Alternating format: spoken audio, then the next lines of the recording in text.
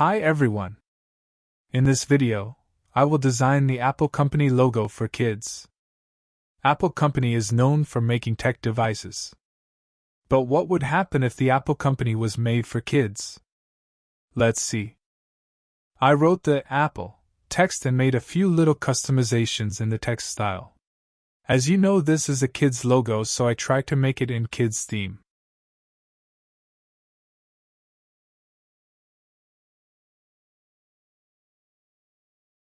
Then I make a leaf by Shape Builder tool and place it on top of the letter A.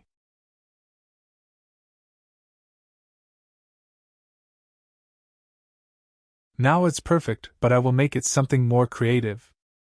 Now let's add the colors.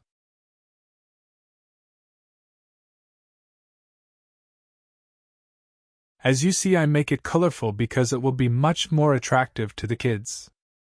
Now I add a shape around the logo to make it more visual and attractive. Finally, our logo is ready. I make it from this to this. Thanks for watching.